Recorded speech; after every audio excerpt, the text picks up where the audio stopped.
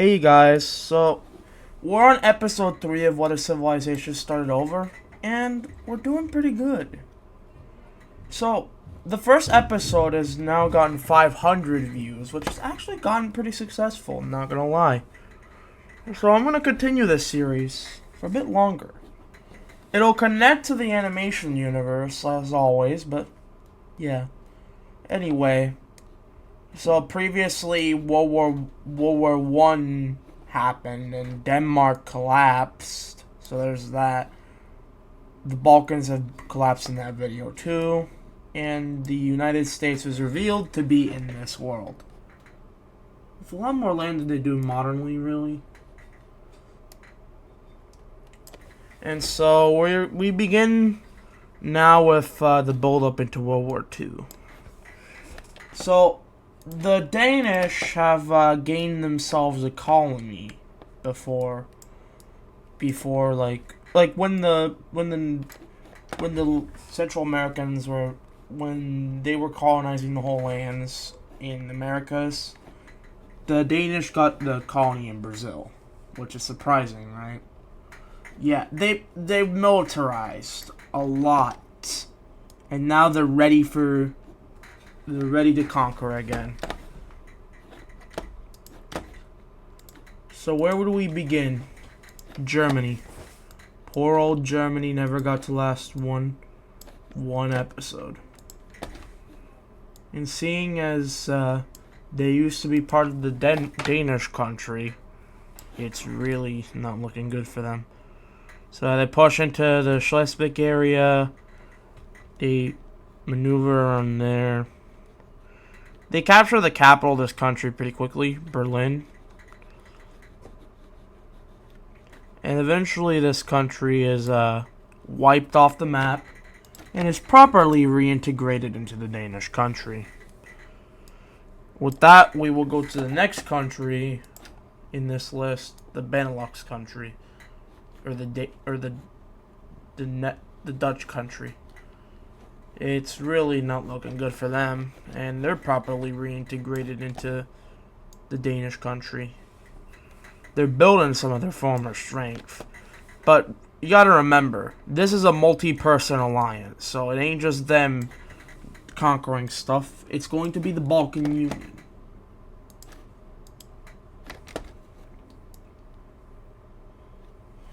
So, the Balkan Union takes back the Balkans, because they weren't under an alliance or anything. They take back the Albanian country, and then they take back the Croat, Bosnian, whatever this country is.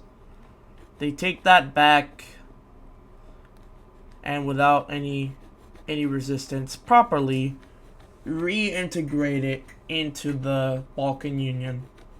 And while we've reintegrated that, it's the Balkan Union again, but parts of its lands are under different countries, so it's really not that good. Now, an incident happens in the French border, which brings the British Empire. Yeah, that's what I'm gonna call it, even though it's not really the same Britain. The Red Team, kind of the Ottomans, I guess, if you call it that, and the Russians into the war. Along with that, places like this German country are forced in. And World War III has now commenced, with the winning, with the Dutch side winning at first. So with that, they push into this French country. They take out the capital, which would be where Paris is located modern day.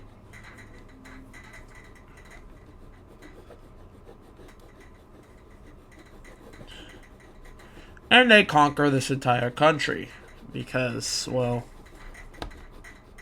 they aren't gonna not do that.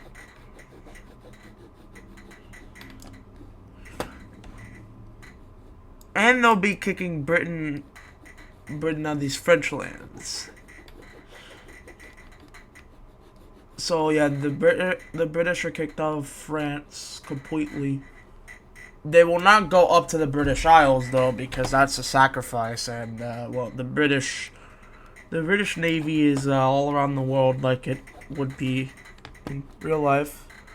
Different colonies, but basically the same Navy.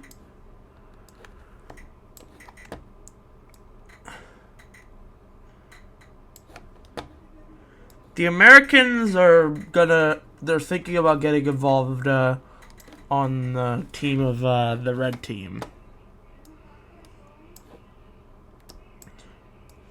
But yeah, next we have the invasion and occupation of these areas. They go out and take out any lands that'll make the border look perfect.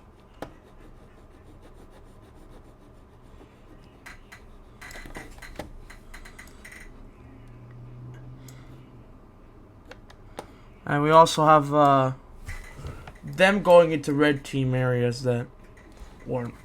Now these areas weren't militarized yet, because the militarized Danish team is beating them at first. So the European areas in particular will end up being taken over by the Danish team a lot more easily. Specifically the Iberian areas, because Iberia was kind of not properly integrated into this country. And we'll see this with the decolonization era, but for now, yeah. Also, they land parts of their army in Morocco, but that's where it stops. In Africa.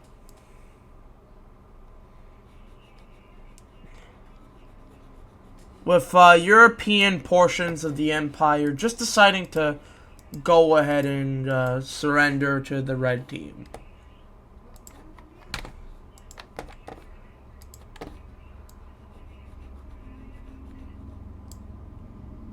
And the land exchange is made between the yellow team and red team, which will give them all Balkan areas. The only place in Europe where they don't get kicked out is Greece, because that's woefully connected to the rest of their empire. The only ones that weren't woefully connected were Italy and Spain. Oh yeah, and speaking of countries in Europe, Russia is about to get pancaked again.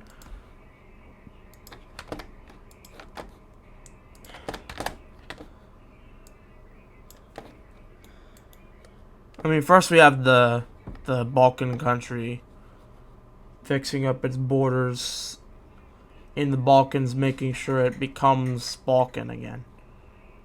So yeah, that's that. And then the the orange team and the red team work side by side to conquer Russia. This includes areas that were conquered in the previous war. The Russians see that the Nordics are only there for Nordic lands, and the Russians are like, hey, if we give you back our lands, do you promise to join our side? And actually, the Nordics actually accept this deal. So all Nordic lands that were previously conquered by Russia, and some stuff to fix the border. So the Kola areas are included in this. I mean, I don't think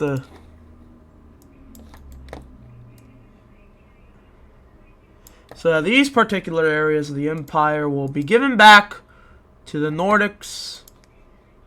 And in exchange, they will join on the Allies side. Unfortunately, the Danish team sees that as a betrayal. But they're gonna do some stuff about it after they win Russia, they say. After they win Russia, they say. Oh yeah, and then we haven't talked much about this country.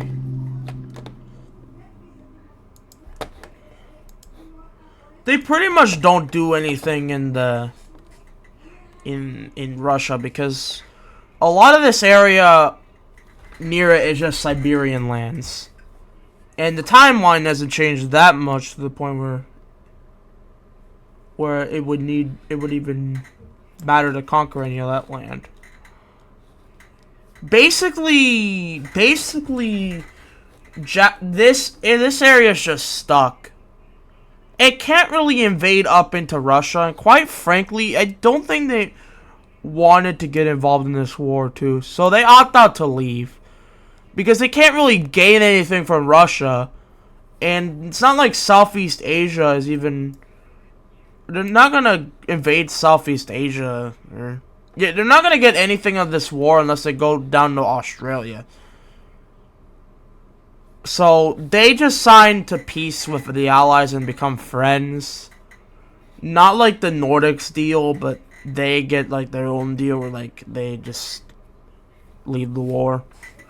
And yeah, it's only the Danish team and the yellow team. But before all that, they were doing well in Russia. They push into Russia. They go ahead and take out lands in Ukraine.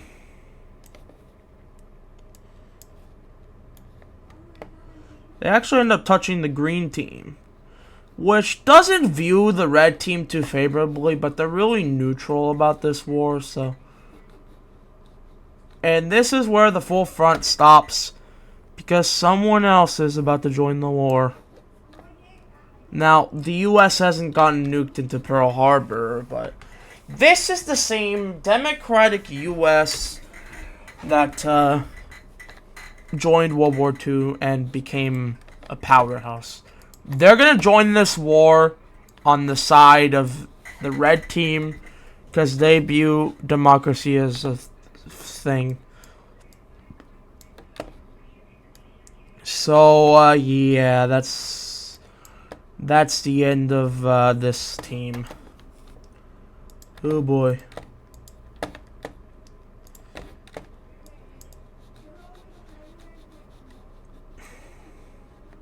So we got them pushing back in this area.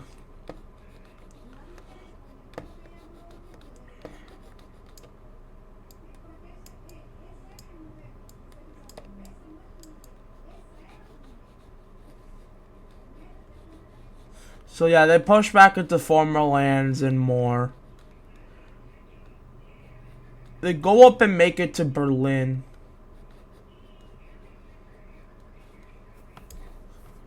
They take out the German capital, and they also take out the Balkans, all of them, to the dismay of the red team. Now they won't take out. We also have shoot, wrong color.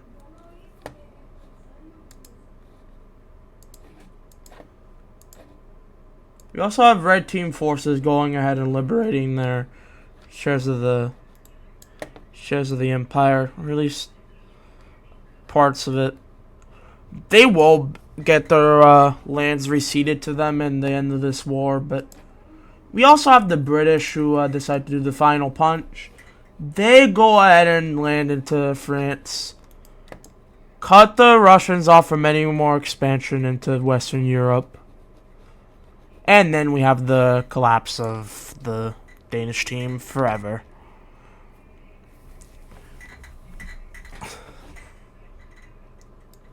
And with that, their colony in South America opts for independence.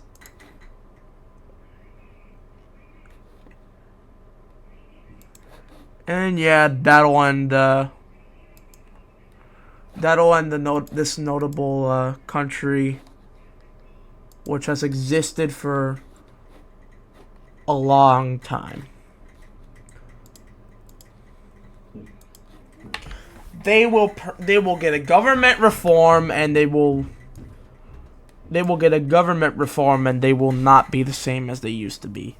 With that, let's take a look at a big peace treaty where the Danish team collapses.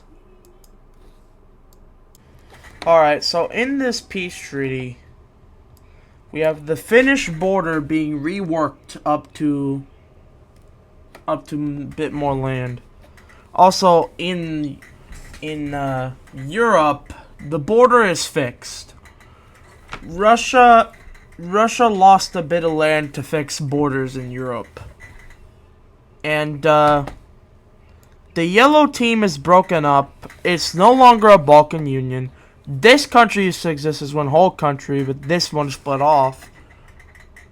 And this one... Oh, I'm spoiling it. I accidentally put this on the wrong layer.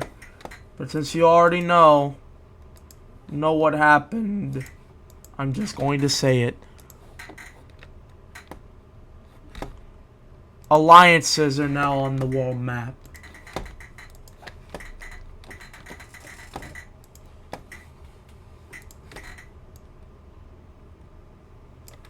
Wasn't supposed to be on that layer, but anyway, yeah, alliances are now on the world map. There are two main alliances fighting each other. The Square team and the Star team. The Star team's alliance leader is actually the Red team, and the alliance leader for the Square team is Russia. And in this timeline, as much as you'll hate this, decolonization doesn't happen. Now, why doesn't it happen? Simple. Free minds are kind of existing in this world, and well, the colonies don't want to split off from their owners, because they're actually pretty loyal. A few of them. This one isn't though, but we'll check on that later. But yeah, going away from the alliances, yeah, the Balkan Union has been broken up. Denmark is yet again reduced to its Danish territory, except now it has a government change as it joins the Star Alliance, because now it's got a democratic government. Well, this German country was reworked to take all of Germany. This German country, which had all of Germany, is reworked to be Prussia, and that's basically how it goes to the Square team. The Bavarians, this Bavarian country has moved way farther east, and I think this is more Austria and Czechia than Bavaria now, because Bavaria is probably under this area, but you know. France's border is readjusted in order to have the Germans take the German lands. And that's pretty much it for Europe. Europe's where the most changes happened. The only other change is that this colony has declared independence from the Danish country, and has now, and yeah. That's pretty much it. This colony's independent. However, all other colonies in the world will not get independence because they support being under the empires. This one did get independence because it never supported the colonization from Denmark. And quite frankly, it's going to be the only independent country that will exist here in South America. But with that, we do have a border rework, as this border kind of stinks. So these borders are going to be reworked in order to make sure that that these borders are good for this country. So first things first, some land will be traded off.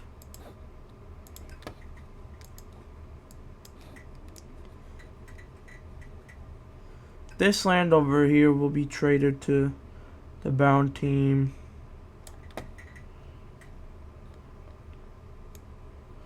Well, that any border here will be adjusted to this.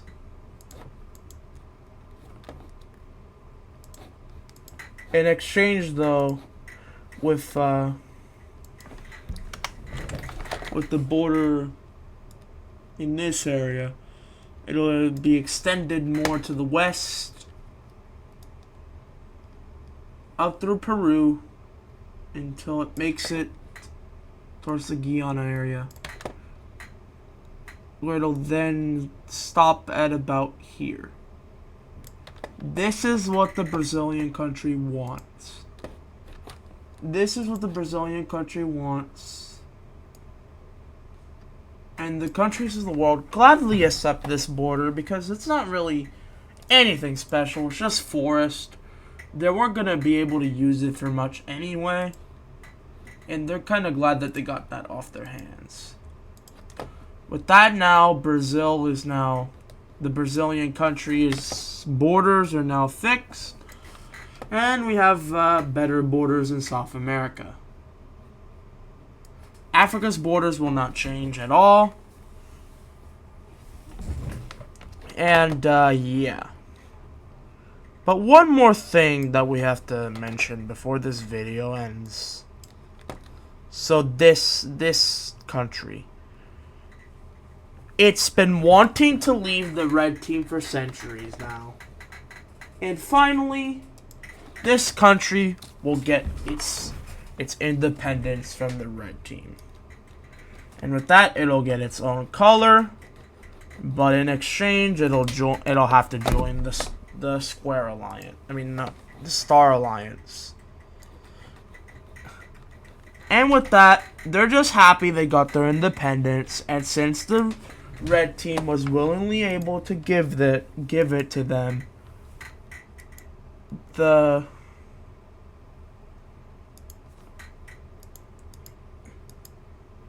Star Alliance, they will be happy to join the Star Alliance as they finally got their independence just like they've wanted.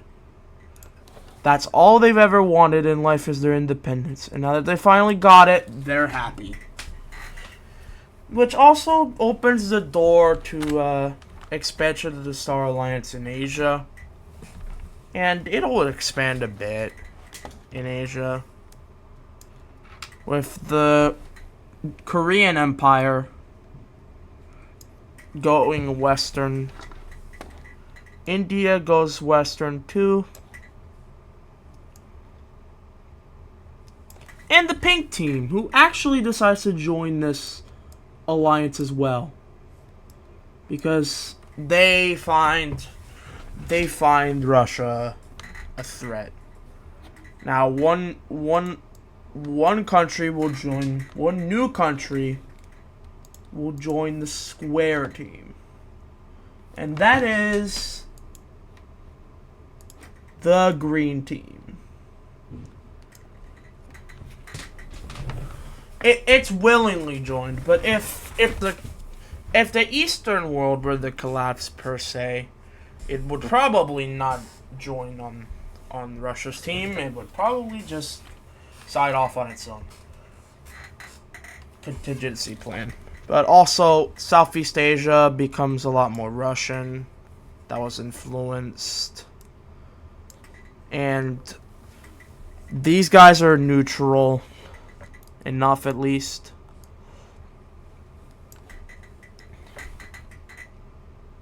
And yeah. So wow.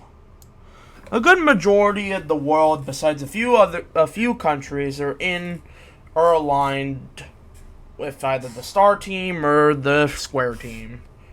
And quite frankly, it's starting to look like a Cold War will happen. So, yeah, there's going to be a Cold War between the Star Alliance and the Square Alliance. And the Red Team figures out that the United States was a leader of NATO, and they've actually led their ideals pretty good with democracy. So they will shift the torch of alliance leadership over to the U.S., which has got some positive things coming to this alliance. First up, they're rebuilding Europe from World War II. No, I'm saying specifically the Star Alliance Europe because, well, Square Europe is not definitely getting that rebuilding. So, yeah. With that, I'll end the video. Don't forget to like and subscribe, and I'll see you guys in another video. Peace out.